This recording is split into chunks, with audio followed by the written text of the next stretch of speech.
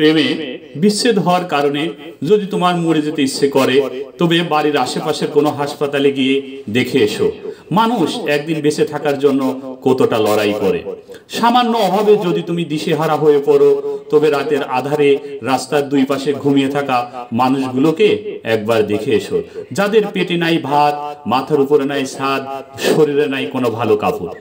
যদি তুমি কালো হওয়ার কারণে নিজের মুখ লুকিয়ে বেড়াও অন্যদের কাছ থেকে, তবে এসিডে ঝলসে যাওয়া মানুষগুলোর দিকে একবার তাকাও, যারা নিজেদের সেই ঝলসানো চেহারা নিয়ে সমাজে ঘুরে বেড়াচ্ছে অবলীলায়, তাও মৃত্যুকে বেছে নেয়নি।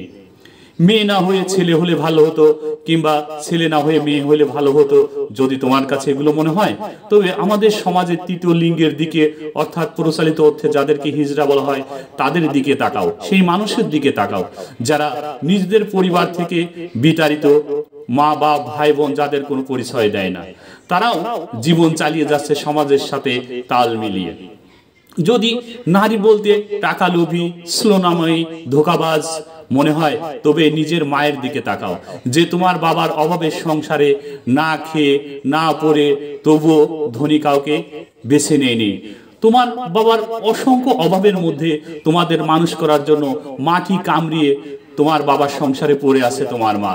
যদি পুরুষ বলতে দেহলোভী, মেয়েবাজ মনে হয়, তবে নিজের বাবার দিকে একবার তাকিয়ে দেখো, কতটা নিষ্পাপ, কতটা মায়াবী, যার ছোঁয়ায় নেই কোনো লালসা, আছে শুধু মায়া, মমতা, স্নেহ, যে তার মেয়ের সবচেয়ে নিরাপদ আশ্রয় স্থল।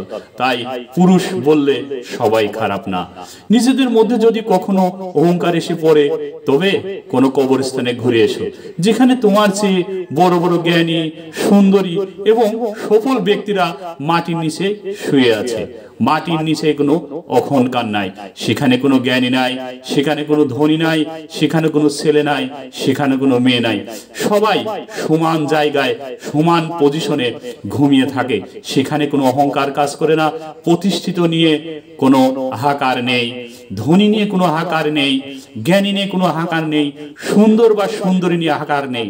সেখানে সবাই সমান, সবারই সমান জায়গায়, সবাই নীরব, সবাই চুপ, সবাই শান্তিতে ঘুমাচ্ছে। সবাই ভালো থাকবেন, সুস্থ থাকবেন। আল্লাহ হাফেজ।